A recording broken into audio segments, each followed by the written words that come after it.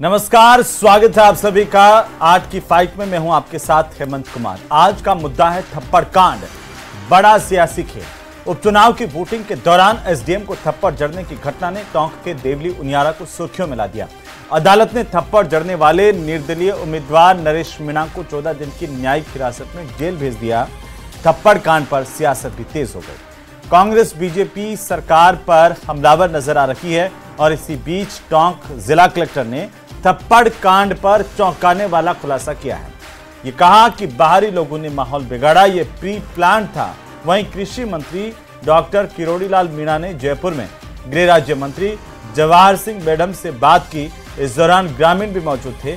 Doctor Kirori ने कहा कि चुनिंदा लोगों ने इस घटना को अंजाम दिया, ये टारगेटेड था। तो वहीं गृह राज्य मंत्री जवाहर सिंह बेडम ने कहा कि यह घटना तो अकस्मात थी। पूर्व मुख्यमंत्री अशोक गहलोत ने इसी बीच बयान दिया थप्पड़ कांड को लेकर और बीजेपी और नरेश मीणा को जमकर घेरा। अशोक गहलोत ने कहा कि नरेश मीणा ने तो कांग्रेस के खिलाफ चुनाव लड़ा, आखिर इसके पीछे किसकी शय है। सचिन पायलट ने कहा कि प्रशासन के पास पहले से कोई योजना नहीं थी। इसी पर आज करेंगे प्रदेश की सबसे बड़ी चर्चा कि आखिरकार थप्पड़ कांड से क्या सियासी खेल हो रहा है, इसके बहाने क्या सियासत की जा रही है, चर्चा करेंगे। पहले देखिए रिपोर्ट।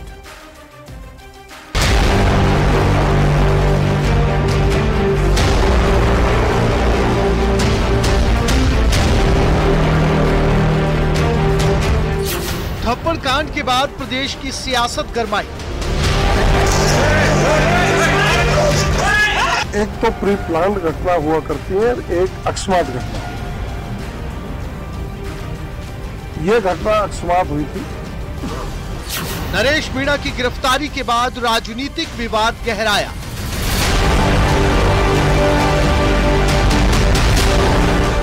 अशोक गहलोत ने नरेश मीणा की चुनावी स्थिति पर सवाल उठाए। इसको किसने खड़ा कर दिया, नहीं कर दिया, बीजेपी ने खड़ा किया क्या इसको, ये तो प्रदेश कांग्रेस कमेटी देखेगी क्या स्थिति बनी होगी, क्यों खड़ा किया, बैठने का प्रयास क्यों नहीं किया गया इसको। सचिन पायलट ने कहा प्रशासन के पास पहले से कोई योजना नहीं थी। सरकार का नियंत्रण नहीं है, कोई प्रिवेंटिव मेजर नहीं लिए गए और सरकार ने नागरिकों के ऊपर एक प्रकार से आक्रमण बोला है। किरोड़ी लाल बोले समरावता गांव में जो हुआ टारगेटेड था, क्योंकि ये मामला एक तरह से टारगेटेड है। थप्पड़ कांड बड़ा सियासी खेल।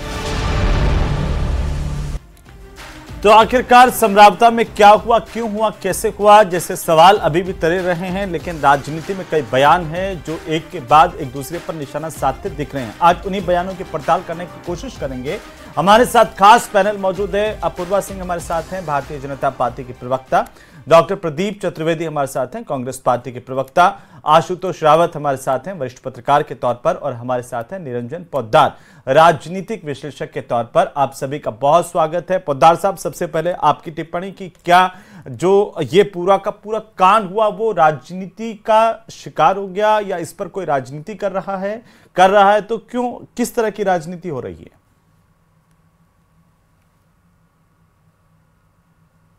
तीन पहलू नजर आएंगे। पहला, एक जिस तरीके से आपने चर्चा करी कि ये राजनीति का शिकार हो गया या राजनीति कोई चालबाजी है या राजनीति का कोई खेल बना है।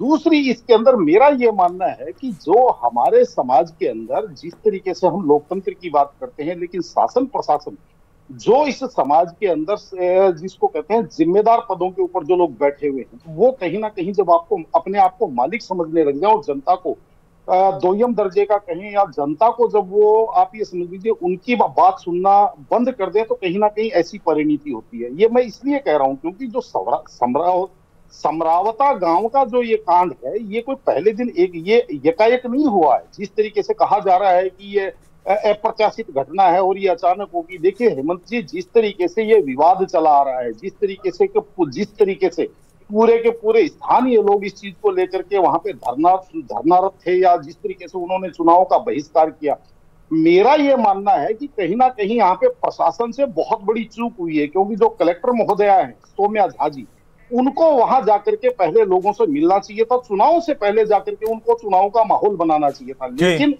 जो उस समय वो वहां पे पहले वो नहीं गई, और चुनाव वाले दिन भी जब लोग चुनाव बहिष्कार कर रहे हैं, या समझ लीजिए जब जन भावना उस चीज को लेकर के कहीं ना कहीं आक्रोशित है, तो उस समय शासन प्रशासन जो हठधर्मिता दिखाता है कि जिस तरीके से दबाव बना करके आंगनबाड़ी कार्यकर्ता या कोई भी सरकारी कर्मचारी, सरकारी जो सरकार के अधीनस्थ है, उसको दबाव बना करके वहां पे वोट के लिए समझ लीजिए उसके ऊपर दबाव डाला जाता है, और उसके बाद में वो आकर के ये कहता है, गांव वालों को कहता है, तो वो कहीं ना कहीं जन भावना के विरुद्ध काम है। और ये उस दिन हो रहा है जिस दिन लोकतंत्र का पर्व मनाया जा रहा है, यानी कि जनता से पूछा जा रहा है कि आपकी भावनाएं क्या है, उसके ऊपर आप मत दीजिए, और उस दिन भी उनकी भावनाओं को दरकिनार किया जा रहा है। तो कहीं ना कहीं ये परिणति उस दिन की है। और उसके बाद में जिस तरीके से हमारे यहाँ राजनीति के अंदर एक कुत्सित चेहरा है कि जिसको कहते हैं येन केन प्रकरण, साम दाम दंड भेद, कुछ भी लगा करके अपना राजनीतिक कद बढ़ाने की जो एक प्रतिस्पर्धा लगी हुई है, चाहे उसके लिए समाज का कितना भी नुकसान हो, चाहे वहां पे कानून व्यवस्था की समस्या कितनी भी उत्पन्न हो, तो मेरे हिसाब से यहाँ पे राजनीति भी दोषी है और शासन प्रशासन और सरकार भी दोषी है, क्योंकि यहाँ पे चुनाव आयोग की राजनीति भी दोषी और शासन प्रशासन सरकार भी दोषी है, आप ये कह रहे हैं। आशुतोष रावत साहब, आप कैसे देख पा रहे हैं, क्या कोई राजनीतिक खेल है समरावता गांव का थप्पड़ कांड, या फिर सरकार का, इंटेलिजेंस का और प्रशासन का फेल्योर है? देखिए हेमंत जी, पहली चीज तो जो 13 नवंबर को समरावता में हुआ, वो निश्चित तौर पर राजस्थान के लिए एक बहुत दुखद घटना थी, और इस घटना की जितनी भर्त्सना की जाए उतना कम है, क्योंकि राजनेताओं को भी इस चीज का ध्यान रखना पड़ेगा कि किस तरह की प्रशासनिक व्यवस्थाएं चुनाव में होती है, कैसे उन व्यवस्थाओं का पालन किया जाए। आपकी मांगे जायज हैं या गैर जायज हैं, लेकिन एक प्रशासनिक अधिकारी जो चुनाव ड्यूटी पर था, उस पर निश्चित तौर से जिस तरह की थप्पड़, जिस तरह से हाथ उठाया गया, वो निश्चित तौर पर निंदनीय है। लेकिन इसके बाद में जो राजनीति वहां हो रही है, क्यों आखिरकार नरेश मीणा की गिरफ्तारी को प्रशासन ने इतनी देर टाला, या रात में गिरफ्तारी का कदम क्यों उठाया गया? मैं निश्चित तौर पर इस बात पर सहमत हूं कि हाँ, शायद प्रशासनिक अधिकारियों की, आईबी की यह फेलियर था कि वो घटनाओं को सही से आकलन नहीं कर पाए, और जो सरकारी संपत्ति का नुकसान हुआ, जो ग्रामीणों के साथ में मिसबिहेव पुलिस प्रशासन द्वारा किया गया, या पुलिस भी लगभग 10 पुलिस वाले भी इस घटनाक्रम में घायल हुए, तो वो जो पूरा कुल मिलाकर के जो तनाव की स्थिति इस पूरे क्षेत्र में बनी, उसे मुझे लगता है कि टाला जा सकता था। शायद आईबी और प्रशासनिक अधिकारियों को थोड़ा और ज्यादा सतर्कता से काम करने की जरूरत थी, लेकिन ऐसी घटनाएं भविष्य में नहीं हो, इस बात के लिए भी सरकार को, शासन प्रशासन को और राजनेताओं को मुझे लगता है कि मिल बैठ करके विचार करना चाहिए, और ऐसी घटनाओं की पुनरावृत्ति रोकने के लिए भी काम करना चाहिए। हेमंत जी, डॉक्टर प्रदीप चतुर्वेदी जी, बीजेपी तो कह रही है कि कांग्रेस का नेता था नरेश मीणा, और ये सारा खेल हुआ, अब हम दोषियों को बख्शेंगे नहीं और निर्दोषों को छुएंगे नहीं। आप कैसे देख पा रहे हैं? आपके भीतर भी कई सवाल होंगे, क्योंकि जिस तरीके से पूरा का पूरा घटनाक्रम हुआ, वो उसे लेकर के बयानबाजी लगातार हो रही है। कांग्रेस के नेताओं की तरफ से भी बयान आ रहे हैं। प्रदीप जी, सचिन पायलट ने कहा कि किसी तरह की कोई प्रशासन के पास पहले कोई योजना नहीं थी। अशोक गहलोत का बयान भी आया। कैसे देख रही है कांग्रेस पार्टी? हेमंत जी, अभी सबसे पहली बात तो यह है कि भाजपा किसी प्रवक्ता की बात नहीं हुई। अतिथि जी बैठी हुई है मेरे साथ, उनका कोई बयान नहीं है। अभी राजनीतिक विश्लेषकों का ये अनुमान है, तो मेरा सोच ये है कि जितना भी सेमिनारियो सामने आया है और जिस तरह की बातें सामने आ रही है, उससे कई बातें सिद्ध हो रही हैं।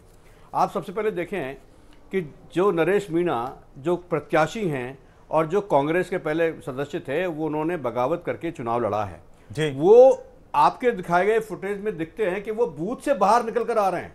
तो सवाल यह है कि सदस्य को प्रशासन की सह के आधार पर ही उसको बूथ के अंदर जाने दिया गया, और बूथ से निकलकर ही उन्होंने एसडीएम को मारपीट की है। ये आपके फुटेज में दिखाई दे रहा है। दूसरी बात यह है कि जिस नहीं, हमारा फुटेज कोई पूरा फुटेज नहीं होगा चतुर्वेदी साहब। देखिए, ये हमारे फुटेज के आधार पर हम किसी घटना का आकलन और उसका विश्लेषण नहीं कर सकते हैं, क्योंकि हो सकता है कि कई बार कैमरामैन जितना कैप्चर कर पाता है, जितना आ पाता है, उसके हिसाब से आता है। सर जी, देखिए, मुझे जो दिखाया गया है मैं उस पर टिप्पणी कर सकता हूं जी। सवाल यह है कि जो प्रत्याशी पर 23 आपराधिक मामले हैं, उस मामले में जिस तरह का प्रशासन ने स्टैंड लिया है, मैं समझता हूं वो घोर अनदेखी है। जिस मामले को लेकर एक नेता जो पहले से कह रहा है कि जिस क्षेत्र को आपको बूंद देवली में डाला गया उसको परिवर्तन करने के लिए वो प्रशासन से मांग कर रहे हैं। उन्होंने प्रदर्शन भी किया है और गांव वालों ने उनके समर्थन में इस बात को रजिस्टर भी किया है। तो सवाल यह कि जब ये प्रतिशोध वहां पहले से ही मौजूद था तो प्रशासन ने इसे हल्के में क्यों लिया। दूसरी बात मैं आपसे फिर कहना चाहता हूं कि अब ये लड़ाई जिस तरह से हुई है और जिस तरह का माहौल वहां बना गया है, अब देखिए उसमें तीसरा एक पेच आ गया कि अब समाज के नेतृत्व को लेकर के आपस में विवाद हो रहा है। पहले तो राजनीतिक रूप से देवली और उनियारा के बीच में इसको क्षेत्र को लाने का मामला था कि उसमें शामिल किया जाए। उसके बाद जिस तरह का बात हो रही है और जिस तरह से माहौल बन रहा है, अब हरीश मीणा, नरेश मीणा और किरोड़लाल मीणा की राजनीति इसमें समा गई है। अब समाज के नेतृत्व का सवाल खड़ा हो गया है, विवाद सेकेंडरी हो गया है। अब समाज के नेतृत्व को लेकर तीनों नेता आपस में जूझ रहे हैं। हरीश मीणा कौन है, अभी किसके पार्टी के हैं? हरीश मीणा जी को लेकर नरेश जी ने बयान दिया है, नरेश मीणा जी ने, कि वो उनका एनकाउंटर करवा दें। भाई सरकार आपकी है, आप सरकार के इंडिपेंडेंट हैं, लेकिन जिस तरह से आप पे कार्रवाई हुई, 24 घंटे तक आप पर कोई कार्रवाई नहीं हुई।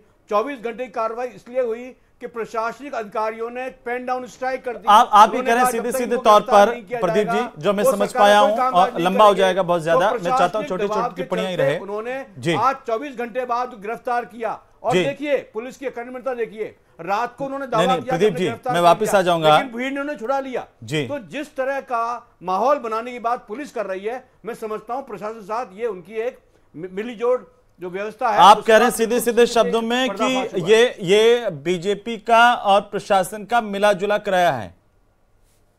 जी बिल्कुल है, यही कह रहे हैं ना जी? हाँ जी। अपूर्वा सिंह जी बताइए कि कांग्रेस पार्टी कह रही है कि ये आपने मिलजुल करके कराया और इसको लेकर के अशोक गहलोत का भी बयान है, उन्होंने भी अपने बयान में ये कहा कि आखिरकार ये सबसे बड़ी बात है कि इतनी हिम्मत ही कैसे हो गई किसी की कि चुनाव के दौरान कोई बूथ में अंदर घुस गया, एसडीएम को थप्पड़ मार दिया तो सरकार का इकबाल खत्म हो गया, उन्होंने कहा। हेमंत जी देखिए, सबसे पहले मैं ये बताऊं कि जो भी घटनाक्रम हुई है ये बहुत ही दुर्भाग्यपूर्ण है। अगर कोई व्यक्ति जनप्रतिनिधि बनने की चाह रखता है और चुनाव में अपने आप को वो कंटेस्टेंट होता है, कंटेस्ट कर रहा होता है, तो उसको मान मर्यादा, जनता का सम्मान, मीडिया का सम्मान और वहाँ पे जो प्रशासनिक अधिकारी होते हैं उनका भी मान सम्मान करना उनको आना चाहिए। उनका नैतिक दायित्व भी बनता है एज वेल एज उनका राजनीतिक दायित्व भी बनता है। तो सबसे पहली चीज़ तो अपने वो उसी दायित्व में फेल हुए हैं। दूसरी बात, ये यहाँ पे प्रशासन के ऊपर बड़े सारे सवाल खड़े करे गए और एक मतलब बार बार ये कहा जा रहा है कि बीजेपी उसमें कहीं ना कहीं जो है वो बीजेपी का हाथ है। तो मैं बताना चाहूंगी कि लोकतंत्र की जो व्यवस्था है, इलेक्शन कमीशन ऑफ इंडिया जो है वो एक कॉन्स्टिट्यूशनल बॉडी है और जैसे ही कोड ऑफ कंडक्ट लागू होता है, आचार संहिता लागू होती है, वैसे ही जो प्रशासन होता है वहाँ का वो इलेक्शन कमीशन के अधीन चला जाता है, उनके नियंत्रण में होता है। उसका राज्य की सरकार का कोई लेना देना नहीं होता। और ये इसलिए ये व्यवस्था बनाई गई थी ताकि जो इलेक्शन है वो बिल्कुल साफ और निष्पक्ष तरीके से कॉन्स्टिट्यूट किए जा सके, उनको बिल्कुल आप एग्जीक्यूट करवा सके। तो अभी भी जो है वहाँ पर जो प्रशासन है वो इलेक्शन कमीशन के अधीन है, वो हमारी सरकार के अधीन नहीं है। और अगर इस तरीके के आरोप विपक्ष के द्वारा या किसी के द्वारा भी लगाए जाते हैं कि प्रशासन को बीजेपी ने शय दे रखी है या प्रशासन ने को बीजेपी की वजह से उन्होंने ऐसा कर दिया, तो मैं आपको फिर पुनः क्लियर करती हूँ कि अभी उनके ऊपर नियंत्रण अभी भी इलेक्शन कमीशन ऑफ इंडिया का है। तीसरी बात आपका नहीं है, जैसा कि राधा मोहन दास अग्रवाल का बयान है ना, उन्होंने कहा कि आचार संहिता के बाद ही हम कुछ कर सकते हैं। देखिए हेमंत जी, बिल्कुल अपराधियों को बख्शा नहीं जाएगा। आचार संहिता 23 तारीख तक है, जब तक काउंटिंग कंप्लीट नहीं होती आचार संहिता रहती है। आचार संहिता खत्म होने तो जब आप कुछ कर नहीं सकते और फिर भी आपके नेताओं की वहां पर मौजूदगी होती है और वहां से बयानबाजी होती है, वहां से प्रेस कॉन्फ्रेंस होती है, तो क्या वो एक राजनीतिक हित साधने के लिए होती है या जिम्मेदारी का निर्वहन करने के लिए होती है? हेमंत जी सुनिए, हाँ बोलिए। हेमंत जी सुनिए, उसका एक दूसरा एंगल है। एंगल ये है कि अभी अभी इस डिबेट पे थोड़ी देर पहले ये बात हुई कि यहाँ पर एक सामाजिक पक्ष भी जुड़ गया है। देखिए, समाज चाहे इसमें उपद्रव के अंदर, बल में, हिंसा में कोई भी इन्वॉल्व हो, किसी भी समाज को अपराध करने का, बल प्रयोग करने का, हिंसा प्रयोग करने का अधिकार नहीं होता।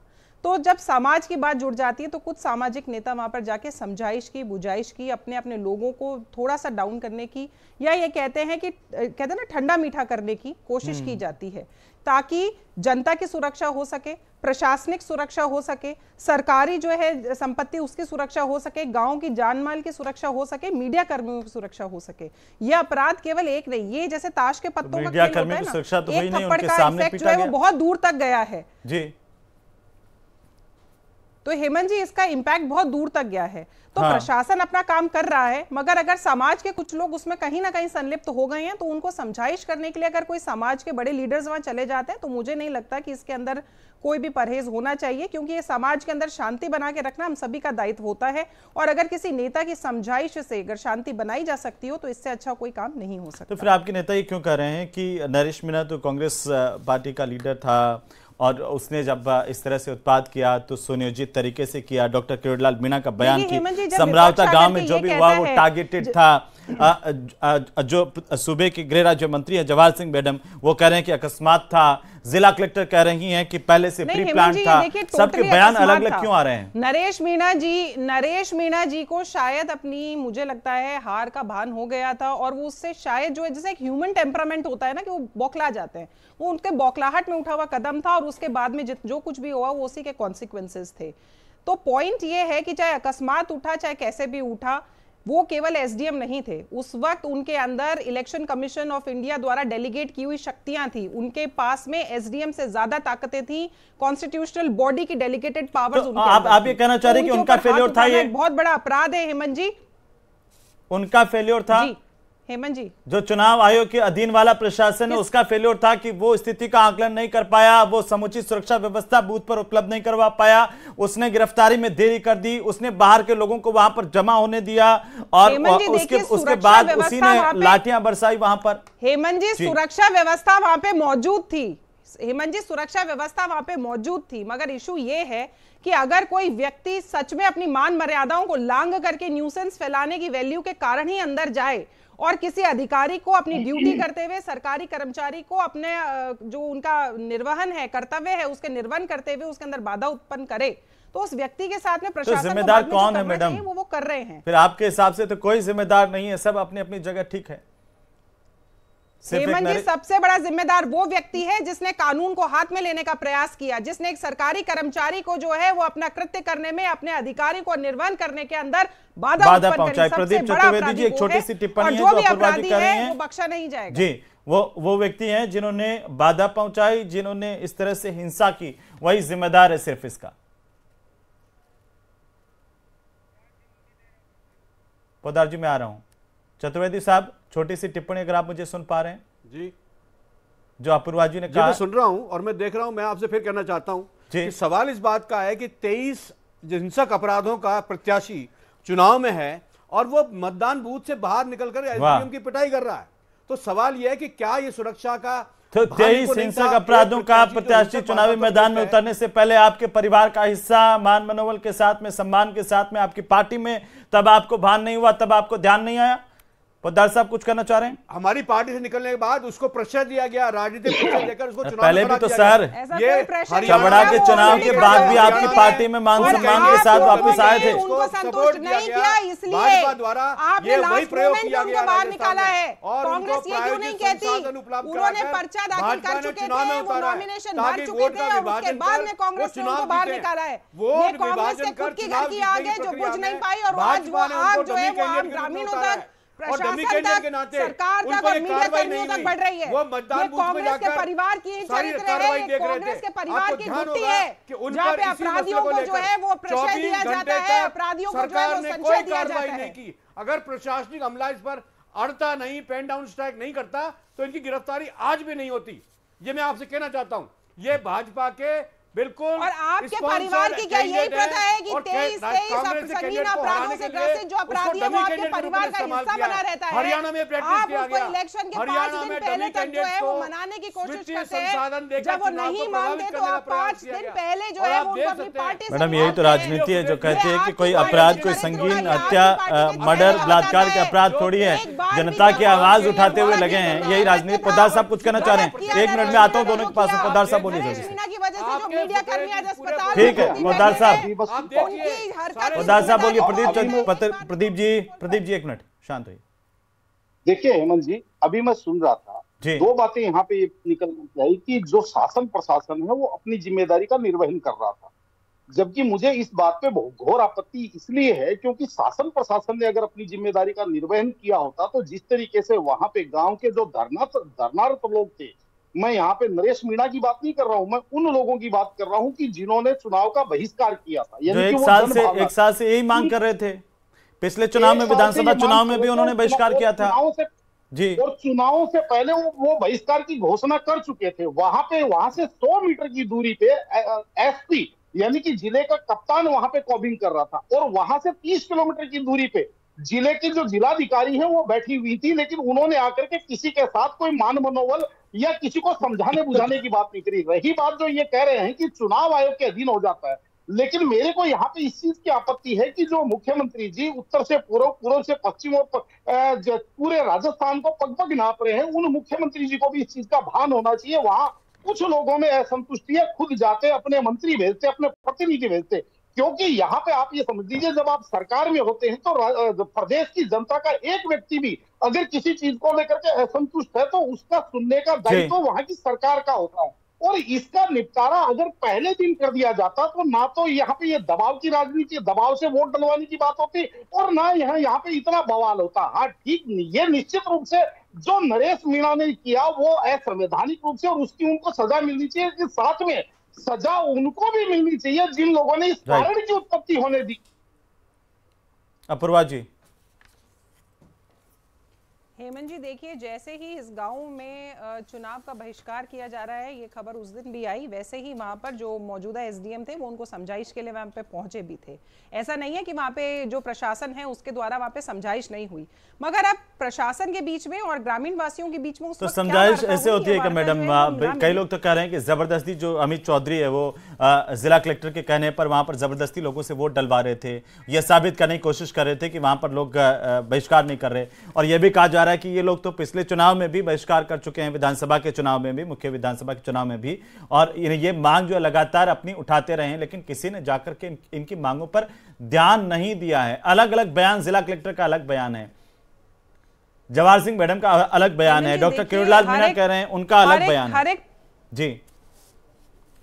हेमंत जी देखिए, हर एक पक्ष के जो है वो बहुत सारे पहलू होते हैं। सबसे पहला जो पहलू है वो ये है कि वो आरोप लगाया है किसी ने कि जबरदस्ती मुझसे वोटिंग कराई गई, और उस आरोप को लगाने में और खुद आपके कैबिनेट मंत्री स्वीकार कर चुके हैं कि प्रशासन से चूक हुई है। नरेश मीणा अगर थप्पड़ मार करके बाहर चला गया, उसी वक्त गिरफ्तारी हो जाती। बाहर से जो लोग आए थे गांव में, वो कैसे, वो भी तो चुनाव आयोग की आचार संहिता का उल्लंघन है कि किसी गांव में बाहर से कोई लोग नहीं आ सकते, और वोटिंग के दौरान इतनी बड़ी तादाद में लोग जमा हो गए। मैडम, सरकारी कर्मचारी मौजूद होता है और उसको कहा जाता है भाई तुम वोट तो दे दो, तुम वोट दोगे तो हो सकता है तुमको देख के 2 जन और वोट देने के लिए उठ जाए। तो अगर इस तरीके से कोई इंसिस्ट करता है या समझाता है तो इसमें रावत साहब आखिरी टिप्पणी है कि एक तो अगर ये राजनीति हो रही है तो समझौता कांड से फायदा किसको है, और दूसरा ये सुझाव भी दीजिए कि आखिर इस तरह की घटना फिर से राजस्थान में कम से कम नहीं हो पाए। देखिए हेमंत जी, चुनाव हो गया है, चुनाव के परिणाम 23 तारीख को आ जाएंगे, और अब इस घटना पर राजनीति कर करके निश्चित तौर पर जो दौसा क्षेत्र में जो चुनाव हुआ है उसमें हम सबको पता है कि राजनीतिक भविष्य किन 2 बड़े नेताओं का दांव पर लगा हुआ है। निश्चित तौर पर वो दोनों बड़े नेता अपने अपने वर्चस्व को बचाने के लिए इस मुद्दे पर राजनीति कर रहे हैं, जो मुझे लगता है कि नहीं होना चाहिए, और सरकार को चाहिए, मैं इस बात को पुरजोर तरीके से कहना चाहता हूं कि अगर किसी ग्रामीण क्षेत्र के किसी या किसी भी क्षेत्र के लोग चुनाव का बहिष्कार कर रहे हैं तो कम से कम समय रहते ये जिम्मेदारी प्रशासन को भी लेनी चाहिए, और उम्मीद की जानी चाहिए आशुतोष जी कि जो आप बात कह रहे हैं, जो सरकार की तरफ से भी कही जा रही है कि न्यायिक जांच होनी चाहिए, और जांच के बाद दूध का दूध पानी का पानी होने चाहिए, एहतियातन इस तरह के कदम भी उठाए जाने चाहिए ताकि इस तरह की जो स्थितियां हैं वो दोबारा से रिपीट नहीं हो। फिलहाल बहुत शुक्रिया चर्चा में शामिल होने के लिए।